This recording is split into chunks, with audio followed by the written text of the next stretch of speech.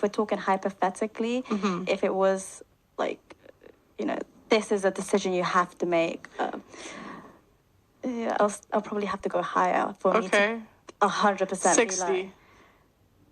70. No, I just want to know what the number is. Yeah, maybe 70. That's for why me to I like said 70 as completely, well. because otherwise, yeah, I don't think I could. Okay. That's the starting. Yeah. Okay. So I have a question for the men. Do you think it's fair for women to require a certain income for them to Do you think it's fair for women to require a certain income for them to submit? It's not really about fairness. It's just that The way it is an exchange of security and commodity for love and child. I mean, it is kind of, I don't want to make it out to be like, I mean, I know Disney wants to make you believe that, you know, love and all that starry-eyed stuff can happen. But in reality, most people are looking at, you know, what am I giving up going into this and what am I getting in return? Right. That's why I brought up the dowry earlier. It's because there is some history that does correlate a bit with you have to have something in order to get a girl. Yeah. So what do you think? I would say it's okay for her to have that standards so long as she understands that the man is going to have standards for her. So the more you ask from a man, the higher standards he's going to have for you. So one thing that we obviously see all the time is the more a woman requires a man to make, a lot of the time, the more attractive she has to be and maintain for him. So if you think that correlation, if you think, okay, well, the guy who I would accept and submit to, right, has to be making 100K, which is in the top 10% of earners, you better make sure you're in the top 10% of most attractive women consistently. Facts. I mean, sorry, go on. Oh, me? Oh, yeah. Well, good afternoon, folks. First of all, let me apologize for the sound of the vehicles going by. I've had to stop to respond to the statement I've heard in the video clip that you've just seen, which is called, what is the cost of your submission by Just Pearly Things. Now, I have had to pull over in a lay-by. Now, for those who are not in the UK, maybe in America especially, you may call a lay-by something else. So let me just show you what I mean. What is a lay-by in case you call it something else in America, right? It's, let me...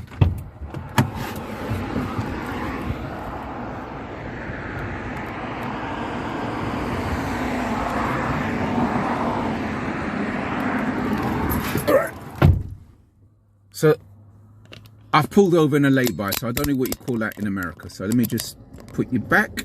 Right. So now where was I? So before I ask my question in response to the statement that I've just heard, right? I admire beauty just as much as any man. I really do. The only difference between me and most men is, from what I see on YouTube, most men have a huge admiration for quote unquote bad B. Now, when it comes to your typical bad B, though I find them attractive, I have never been attracted to that sort of woman. I can't be asked to go into the reasons why, but it's bit long-winded, but I'm not interested in going over the reasons why I'm not really attracted to your typical bad B. My bad B is what you would call maybe a cute average chick, right? I gotta stop saying right. Anyway, so bear that in mind. I admire beauty just as much as anybody else. So the narrative that I keep hearing, and I've asked the question, I'm going to come to my question, so just bear with me.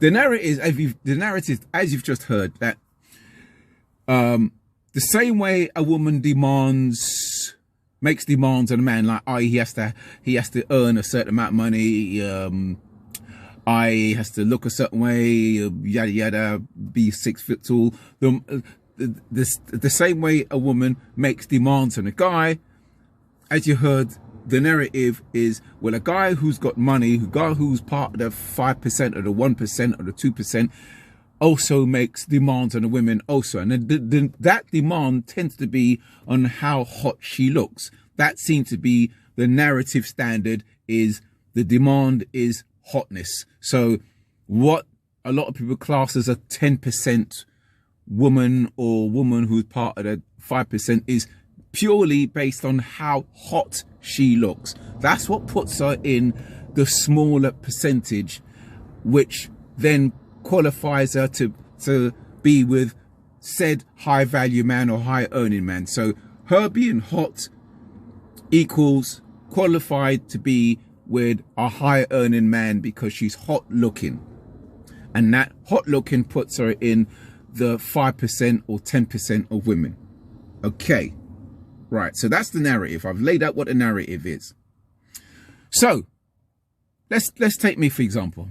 Right now, 2022, I'm just an average guy, just about average looking in as far as I'm concerned, although I'm above average physically. In a lot of ways, I'm not the average guy, but let's just call me an average guy for the minute, right?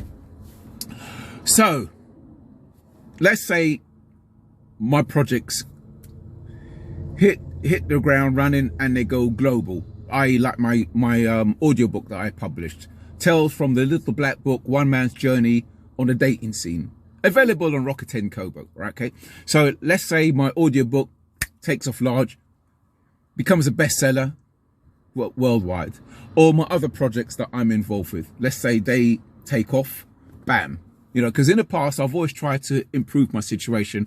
I've tried my hand in businesses before, but they never worked out. But anyway, so let's just say things go right in a few months from now. And let's say a year from now, I am now sitting on £20 million, or I'm worth, I don't know,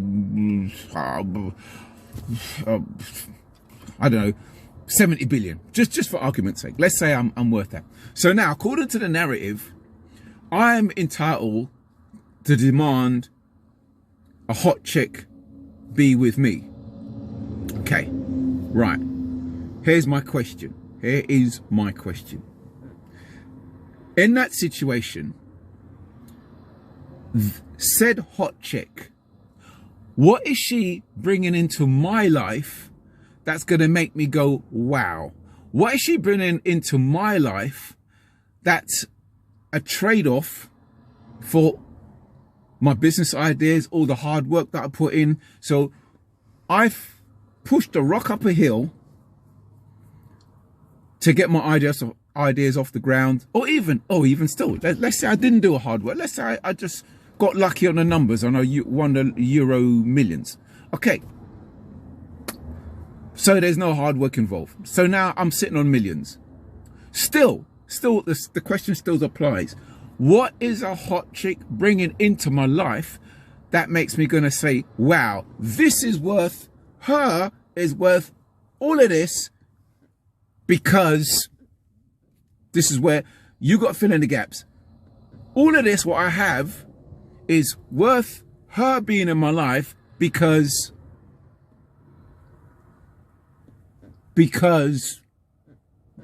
what exactly?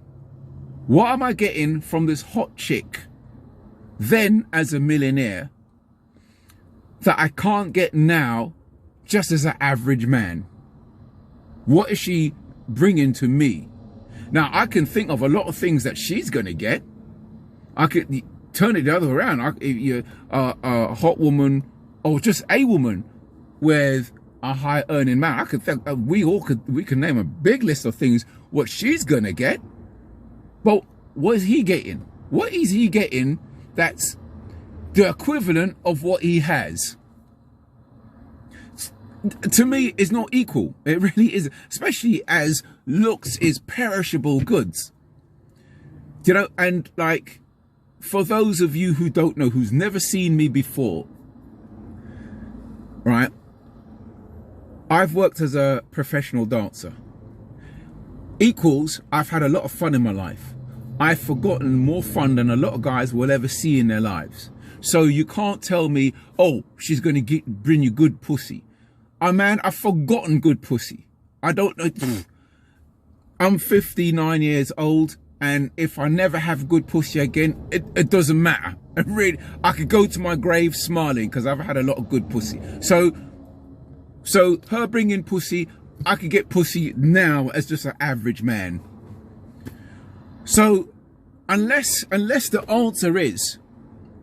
true answer is that having a arm trophy to inflate your ego, to impress complete strangers, unless that is the wow factor for you, if that's the wow factor for you, okay, well, if that makes you happy, good for you. But trust me, if I got a load of millions, me having an arm trophy is not important enough to warrant, especially if I've friggin' worked my damn ass off for it, if I've busted my gut and I've, in the end, for the reward of me busting my gut, I have now accumulated millions just to end up having an arm trophy to impress strangers? Really? I mean, like I said, that's good for you, but that don't mean shit to me. All I could say is my value on a woman, be her average, be her hot, it must be different to many of you guys. Now, the other answer I've heard said is about being with a hot woman, which is kind of irrespective of the guy's financial situation, why a man would want a hot woman. He wants to pass on good genes. Now, that's probably the best explanation I've heard. I mean, I believe this goes back to primordial reasons, right? Which is fair enough. Now, with the genes thing, all I could say is, though that's okay, and I accept that, it's not necessarily guaranteed, because I'm just about average looking, in my opinion. Okay, some women would call me handsome. Most women wouldn't. All right, so fair enough. I know where I'm welcomed. All right. However, at the end of the day, I am not like a Tyrone or Chad, as they say in the manosphere. I am not the best looking guy in town. And the women that I've had children with, and I say women as in plural, more than one, which is not what I would have preferred. I would have preferred one, which I'm embarrassed about, but I'll touch on that in a minute. The children that I've had with them women are good looking children. So just about average face, me, average looking women, I've produced good looking children. Now, I'm not gonna upload their photos how they look now, because I wouldn't, as they say in the social media, I'm not gonna dox them, as you guys say, you youngsters, I'm gonna dox them, but I will upload their childhood pictures, right? And yeah, so in terms of how life is treating me, in terms of end up being the stereotype of a black man having children with multiple women, okay, I've got 3 children from 3 different women. I'm a father of 3, grandfather of 2. However, apart from being embarrassed of maintaining that stereotype, I am a proud father all the same. I'm very involved with my children. I'm very hands-on, especially with my grandchildren as well. I've recently taken my youngest son over to America to see his big sister and his nephew and nieces. So I'm there. I am committed. I am 100% in their lives. You know, if I die tomorrow and they had to say they're part of the eulogy, all 3 of them would have a lot to say, including my 2 grandchildren. They'll have something to say, which is more than what I did when my father passed away. When my father passed away, sorry to say this, Dad, but he was a he lived with us. We grew up with him, but he was an absent father that lived with us. There you go. Anyway, so I'm sort of straying off the subject. So let's come back to the subject at hand. So therefore, right. So just to finish off. So my question. Once again, just to refresh your memory. So if I get a hot chick, and I'm a millionaire, what is the wow factor that she's bringing into Ron Sampson's life that's going to make me say, wow? Please break it down and sell it to me, right? I don't need good genes. I don't need pussy. I've had all of them. I've had the good genes. I've had the good pussy. So what is she going to bring to me? And I don't need an ego boost to impress strangers. So we take them 3 off the list. What is a hot chick bringing to me if I had millions? What am I getting? Thank you, Frank. Thank you very much. Sorry for a long video, but I had to express myself. Okay, folks. Well, I've got to go on. I've got to carry on. So have a good day, whatever you're doing. Okay, bye.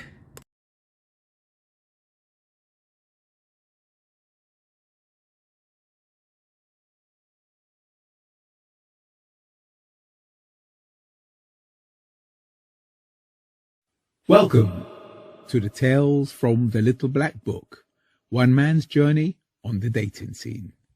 Make yourselves comfortable, strap yourselves in, for this journey will have twists and turns, bumps and lumps, turbulence and joyrides.